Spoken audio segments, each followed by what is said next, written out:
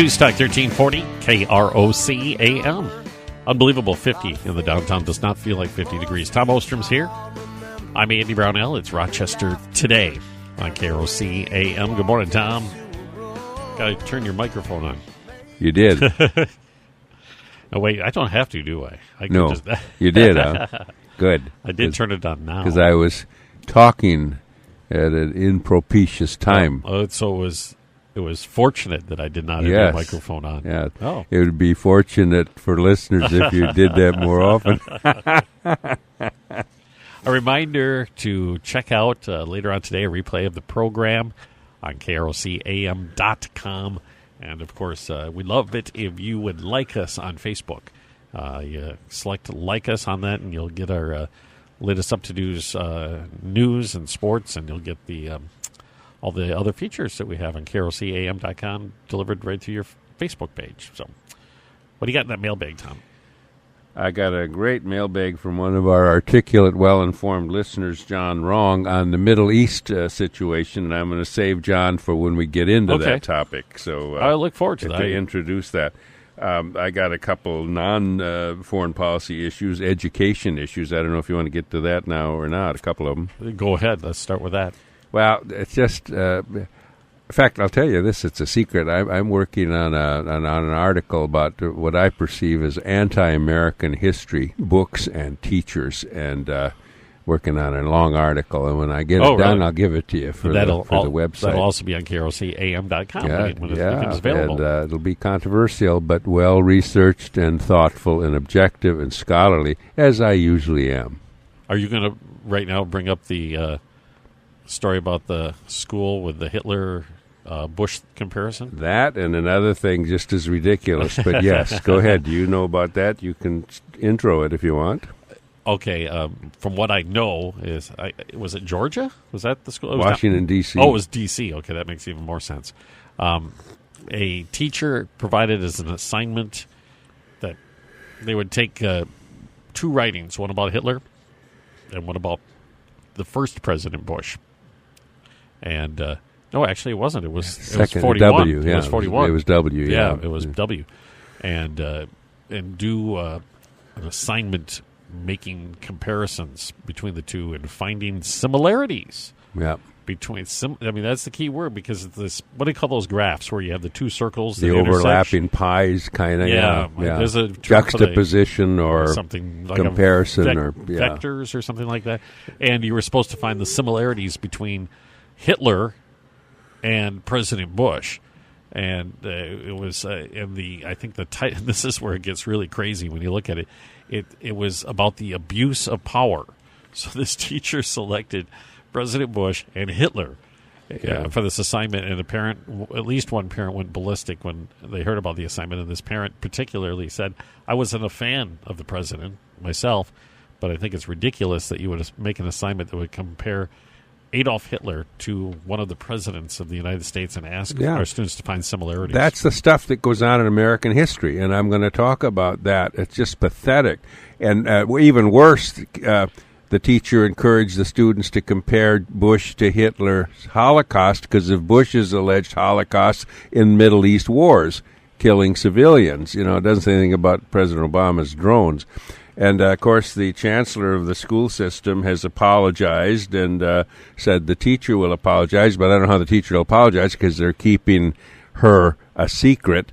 You know, if someone said something about gay rights, they'd publish the name of the teacher. But anyway, that's the kind of stuff that passes for education and for people supposedly schooled in American history. Thank you. That's the point I was going to bring up. And also that inevitably you have the school system make the statement that this was a lapse of judgment and unfortunate choices and all this. Why do you have this person in this position of teaching these students? How did this get through the selection process that you have somebody who has apparently a complete lack of judgment? Well, today in American history classes, textbooks and teachers, not all are this way. Some are fighting these things like I did and am. But you have people who think they're objective if they criticize their nation. the whole world wants to come here, and the people who hate America want our borders open so people can get here. But now that was at the public school level. Now we got equal silliness. Have you got time to get to it, or you want to break? Or are going to call? We got a call. We'll do the other one too, though. Good morning. You're on KROC. Yeah. Good morning, Tom. Hi, Bill. Morning. Yeah. Say, the teacher made one error. It should have been Obama, not Bush, for the comparison. See, I don't think you should be doing it. That's the same mistake that the teacher made. Maybe Bill means maybe you mean the drones are killing civilians. That's what they got Bush on in this essay. 25 years ago, we had Ronald Reagan, Johnny Haas, Bob Hope. Now we have Obama, no Haas, and no Hope. Why? Oh, you just wanted to get that in. Anything to get that in. It's funny. But do you have more comments on that? And I'll go to another goofy story. I'm just laughing. Go ahead. Brandeis, or maybe it's Brandeis University out east. That school was founded by Jews, wealthy Jews. It was a Jewish school college for Jewish students. It had a great reputation over the years. Now what's there? Conservative students have gone into the computers. I don't know how they do it. And they've gotten the emails of professors and what professors are saying about Israel.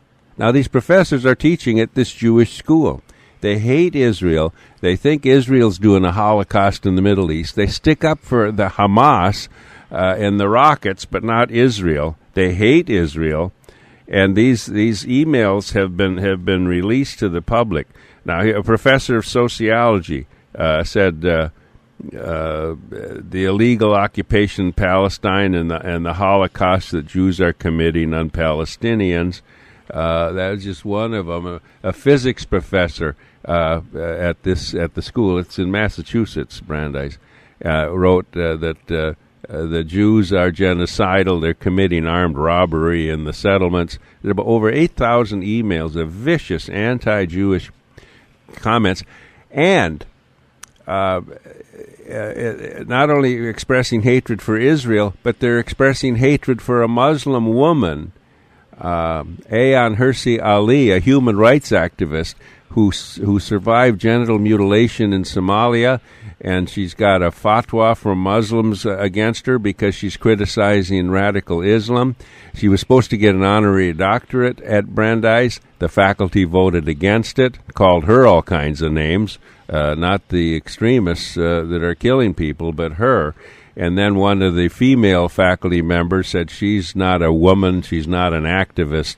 The hate directed at them and at Fox News. One professor bravely fought back and said, "You people hate Israel. You shouldn't even be talking like this." And then one professor talked about how Palestinian children are being used by Israeli soldiers as targets and for their body parts. And what? Yep. And Ted Cruz spoke at a school. I think it was at Brandeis, and the faculty booed him because he was defending Israel. And he said, if you hate Israel, you hate America. The faculty booed him off the stage. I did see a headline on that. I didn't read the article. That was the school that he was speaking at. I believe so. I had a mental blank there. I don't have that material in front of me. But he got booed off the stage. In fact, he said, I'm leaving this stage. I don't even want to be associated with you people. But that's what passes for academic wisdom in so many schools that people pay a fortune to go to. Yeah, so parents, if you are paying that to probably $35,000, $40,000 a year to send your kid to Brandeis, pay attention to that. Yeah.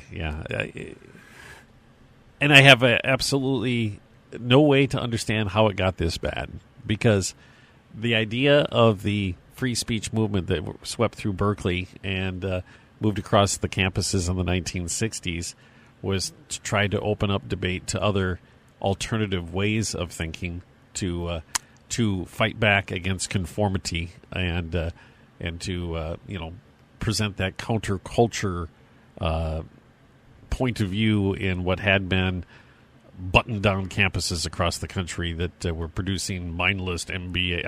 I'm spouting off about what the rhetoric was, what we heard, and now it's been replaced by almost like, I guess, from what you're describing, almost mindless fascism. Mm-hmm. I'm going to take a break, Thomas. 21 past 10 o'clock at KROC-AM. It's 50 in the downtown.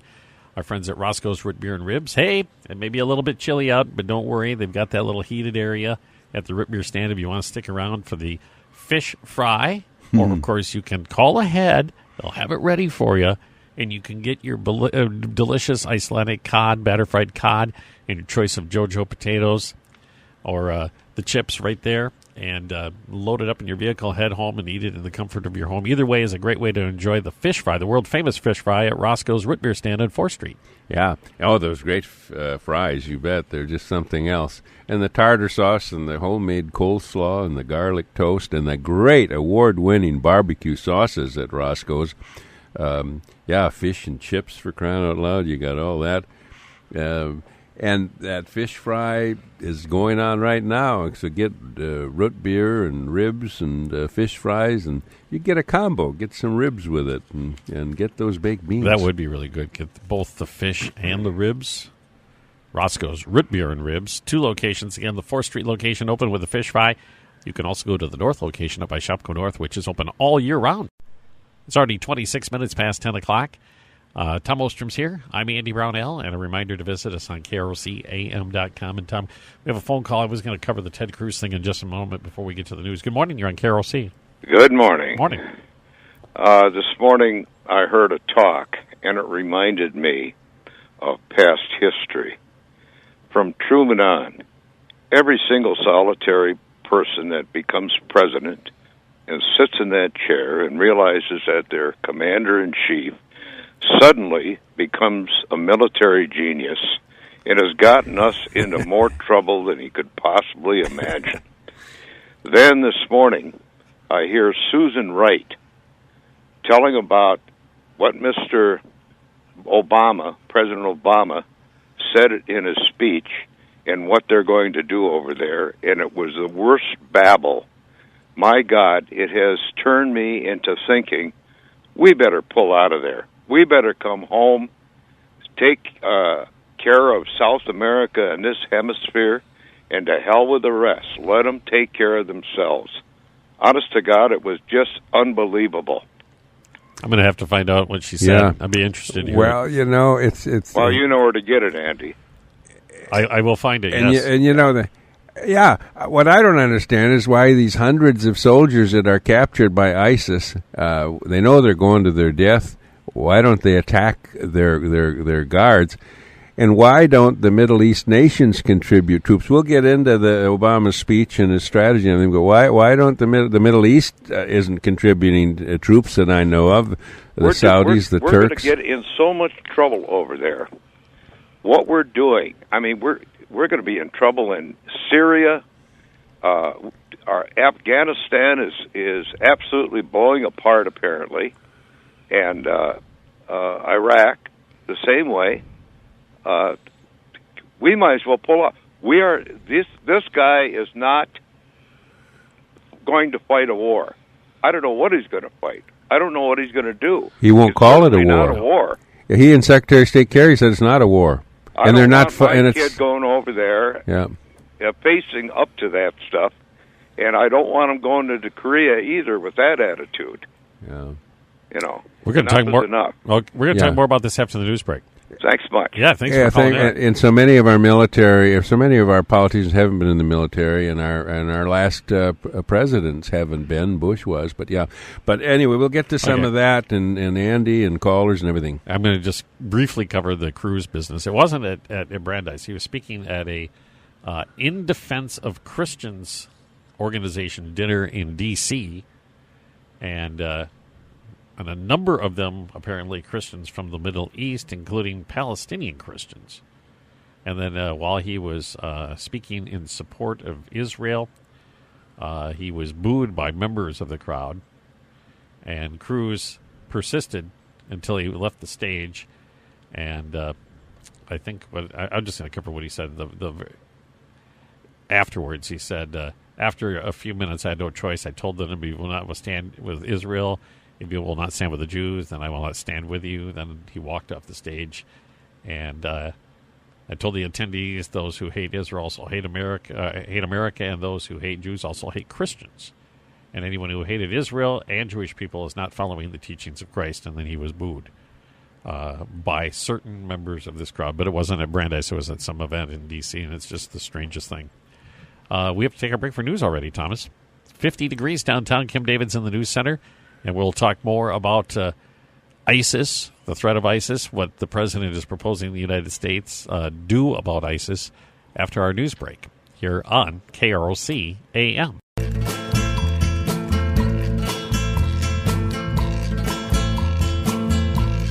News Type 1340 KROC-AM. Good morning. I'm Andy Brownell, Rochester Today, along with Tom Ostrom. I get your microphone back on there, Thomas. And remember to go to KROC-AM.com later on today and get your replay of today's show. You can catch all of the other shows with Thomas here on Rochester Today, along with the other programs that we have on KROC-AM, as simple as visiting the website, where you also find all the latest news and the weather and the sports. Thomas, we've had a couple of callers on hold through the break, so we'll go to the phones right away. Good morning. Thanks for holding. Good morning. Morning. I have a problem with the American people when they go to the voting booth. We keep electing people who have no military training or very little military training whatsoever, and they are supposed to guide our country when we have problems like we're having now. I just can't believe. I need to say, wake up, America. We need to vote and vote for the right people. You know, you're right, and plus some of these people, our president's accused of it, don't even listen to the military advice he gets. So you've got a good point there. There's a disconnect. It's very frustrating to me. Well, thank you so much for holding on and calling in. You bet. All right, Thomas, we'll have another phone call here. Good morning. You're on KROC. Hello. Good morning. Morning. Oh, hey, Tom. Tom Hosier. When I heard the Huckabee report and they talked about people need to be schooled on what a uniform means, then the question has to be asked, where are people going to learn about it? Certainly a museum seems to be a logical source of that information. I am leading a tour on October 17th, and it will include the Mower County Historical Society Museum in Austin, where they will feature a World War II exhibit. It will include the Steele County Historical Society Museum in Owatonna, where they will feature a Korean War exhibit. I think this would be an opportunity for people to learn and better understand the meaning of our uniform. Sure. And, Tom, you've done this before in the past. That you take in, are you going out far west to take in the Dakota War as well? Well, we did a Dakota War tour in July and in August. It is really not my intent nor my wife, Jan, to be tour guide leaders, but we do enjoy helping people to learn and understand our nation's history. And you're going on a nice coach bus tour that you and Jan arranged Friday, October 17. You meet the bus at Gander Mountain, and people can look your name up in the phone book to ask you about it. Hosier, there's only one Hosier in the book. It's easier to remember Hosier, Hosier, than to remember a number. But what other highlights have you got there? You're going to a lot of places in one day. Well, those are the two features. We're going to go to the GAR Hall in Grand Meadow. There are only two GAR halls in Minnesota, the Grand Army of the Republic, the forerunner of the American Legion. One of those halls is in Litchfield, and the other one is right in our backyard, Grand Meadow. I have a great picture of it's a photograph of my great-grandfather, and he and other GAR members were hanging out in that picture. Oh, wow. Yeah. Well, I will look forward to seeing that. Following his duty in the Civil War and the Dakota Wars. Yeah. Sure. Wow. Well, thank you for giving me a chance to air my views. Okay, Tom. Good to hear from you. Yeah. Have a great weekend. Thank you very much. Yeah, thank you, Tom. 282-1234 is our number. Good morning. You're on KROC. Good morning, Andy. Good morning, Tom. Hi. Yes, I would like to pass along a quote I've seen on the Internet from General Patton when he arrived at Buchenwald and inspected it there. He instructed his men to document every bit of this. He said someday some cockroach is going to come crawling out of the latrine and deny that this ever happened. Yeah. Tom, when you were talking a little while ago, I couldn't help but think of that again. Wow. How brilliant some men are and how stupid some others could be. You bet. It is frightening. It is. It's very frightening. And to see what's happening in that part of the world today, in the Middle East we're speaking of, not Europe at this point. Well, and actually in Europe too. You have this rise of anti-Semitism that's sweeping across sections of Europe as we speak. And we're seeing a rise in political power of these groups that are at least sympathetic to the anti-Semites. And it should be, everybody should be scared of what we're seeing. The anti-Semitism started earlier in Europe, I believe, than it has here. And it's very scary. It's unbelievable. You're right, and it's fueled. This is politically incorrect by the Muslim immigrants, the radicals who have gone to Europe. But that sentiment has existed in Europe for centuries. And now it's in academia, and it's almost respectable. We talked about it earlier, and Jews are leaving France. They just don't trust their environment anymore. They're going to move to Israel. They feel safer there. Well, I would hope that they feel safer here as well. I mean, I think that hopefully the sentiment of the vast, vast majority of Americans is that that this is a place for everybody to belong. Okay. Thanks a lot for the call. Have a good day, You Ben. too. Yeah. It's interesting. Always try to read history, and people always, when they don't look back far enough, oftentimes, and I know the source of anti-Semitism goes way, way, way, way back, but one of the in Europe particularly, and Tom, I'm sure you know about this, is that in the feudal times, that when the Jewish people became the first middle class, when they were able to open up their businesses and also got into banking, they were convenient scapegoats for royalty. While the royalty were able to maintain their lavish lifestyles, those at the lowest pegs of society, as their civil unrest would grow, the royalty used the Jewish shopkeeper as a target, and it led to mass killings back in the early days. Oh, sure, and the Jews were blamed in Christian history for the killing of Christ. The Roman soldiers killed him. The Jews held a trial, but the Romans did it. And the Jews had the banks because usury or charging interest was against Christian teaching. So you're right, the royalty used them, and then everybody hated them for having the banks. So. But our modern economic system would not be possible without them. No. What we see today, the success that we enjoy through capitalism, would not be possible without the creation of the middle class, and we have the Jewish people to credit for that. Oh, sure. To thank for that, I guess, would be a better. Okay, let's get started on the president's speech. Well, I want to cover Benghazi in a minute. The Fox News people interviewed commandos and contract people in Benghazi, that event that occurred 2 years ago. And long story short, but if you want to read about it, they've written a book. They've come forward, 13 hours, the inside account of what happened in Benghazi.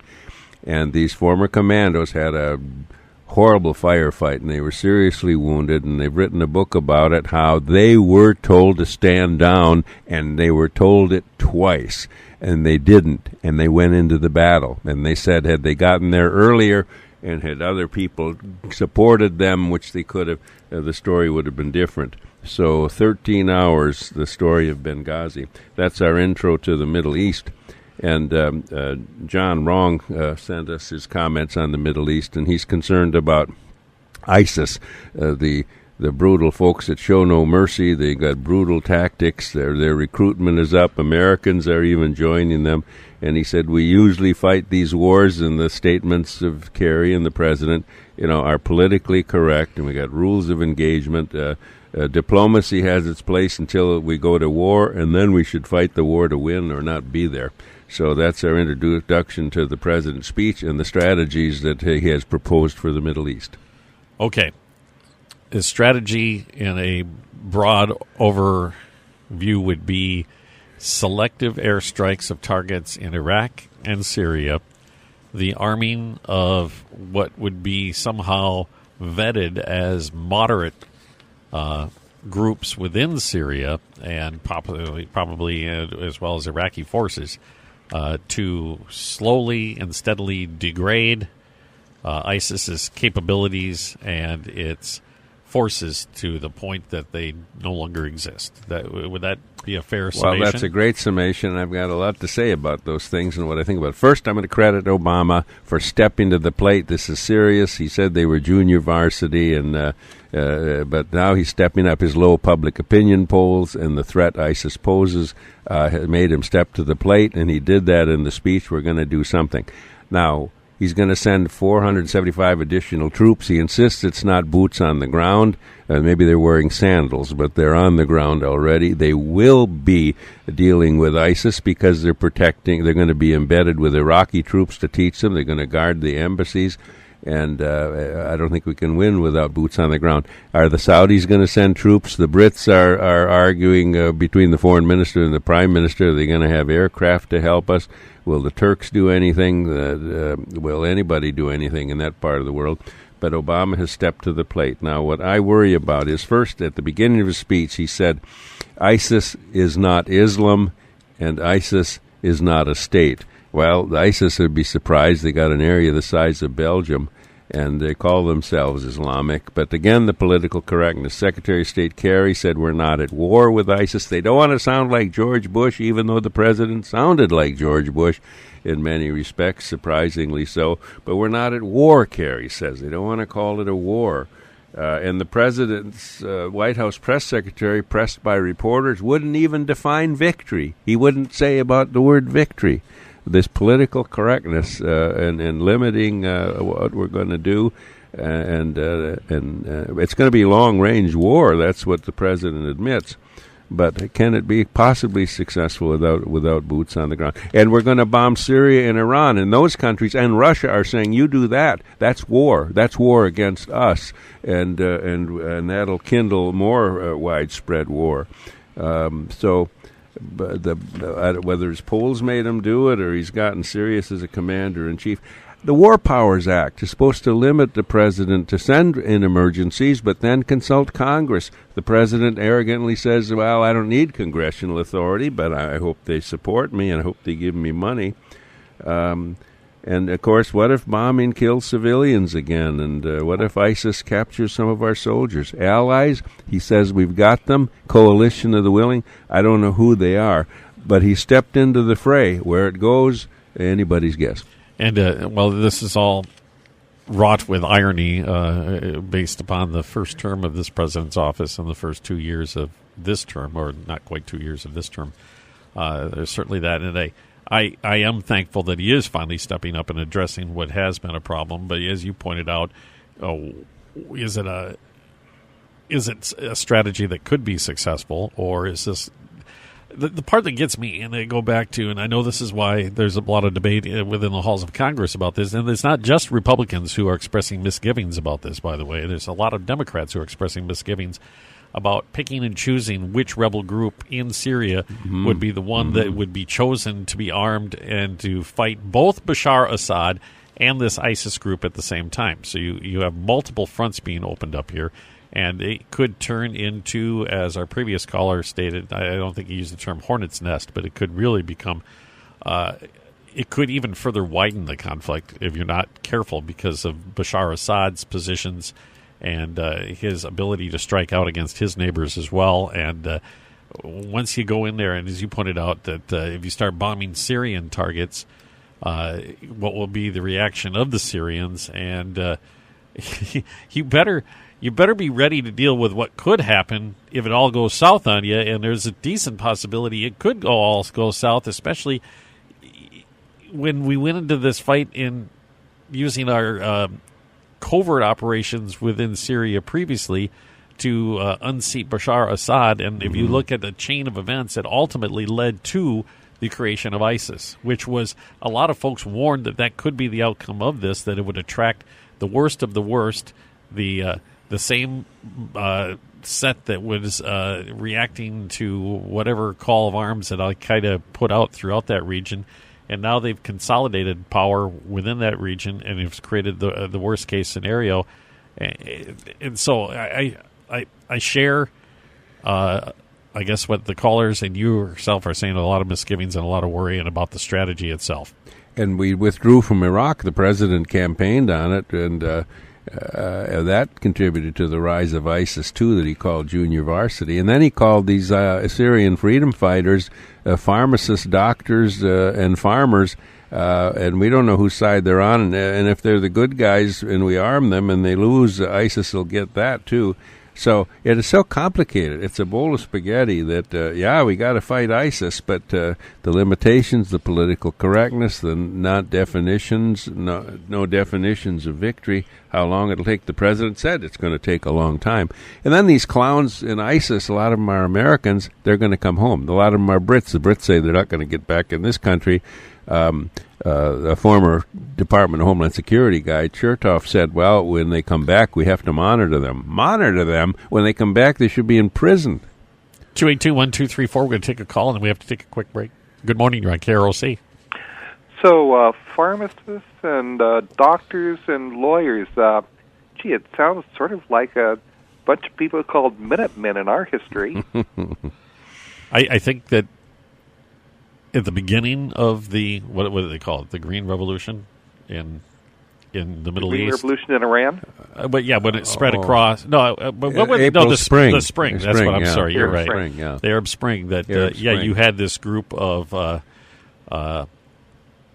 moderates within Syria that even army units joined them to try to defeat Bashar Assad. But I think those days are long gone, and I think that the majority of those fighting now are carrying the banner of radical Islam in parts, or at least ISIS has been able to defeat those more moderate forces. So it's a nightmare, yeah. It really is. Do you think boots on the ground are coming? I wouldn't be surprised. That's the only way you capture cities, is with boots on the ground. They might not be ours. The Kurds seem to have people that will fight. Mm-hmm. I don't really trust the Iraqi army. I mean, we've seen how well they worked for their previous dictator, not very well, and how well they worked fighting ISIS, not very well. I don't know. Mm-hmm. Either do I. We're going to take another call. Thanks for calling in. Good morning. You're on KROC. Yep. Hello? Good morning. Yes. You've, are we on the air yet? Yes, you are. Oh, sorry. You've been referring to political correctness. Well, I hate to see our government follow lines of political correctness, because PC normally, to me, has stood for pure crap. And in my lifetime, I'm not sure if it was the origination of PC, but I think Hitler called, or Stalin stalled political conscientiousness as disagreement with the state. If you disagreed with the state, you were guilty of political conscientiousness, and you had to follow that. Yeah, think of that. Mm-hmm. So there's the beginning of it all. Mm-hmm. All right. Okay. Our government following on Stalin's start. Well, okay. Everybody has to be aware of all of these things and be very cognizant of what is happening and pay attention. Right. Now, the president stepped up, and that was good. He looked uncomfortable. And his base is angry at him, too, not only about failure at immigration reform, but getting back into Iraq. And I don't think he wants a vote in Congress, because then it has to be debated. But he does want the appropriations. Yeah, he stepped into not just a foreign affairs hornet's nest, but a political hornet's nest as well. Thomas, we have to take a break already. It's 50 in the downtown. And our friends at Victoria's Restaurante and Wine Bar are ready to dish out a wonderful meal for you this weekend. Just even lunch today if you have time. But also remember, Victoria's for your next birthday or holiday party, wedding, anniversary, or office event. They're ready to help you out with all the catering you can imagine. Yeah, they'll accommodate your party. They'll send staff, or they'll prepare things so you can come and get it. They'll give good advice to friendly staff and very experienced, so you'll enjoy your experience with them. Fresh ingredients, pasta bar style at their catering events, and the entrees to choose from, and the salads, the baked rolls, the wines. They have excellent wine selections, appetizer platters, specialty salads, desserts, everything there to make any gathering a success. That's Victoria's Restaurante and Wine Bar. They're on First Avenue Southwest. The number to call is 280-6232. Victoria's Restaurante and Wine Bar.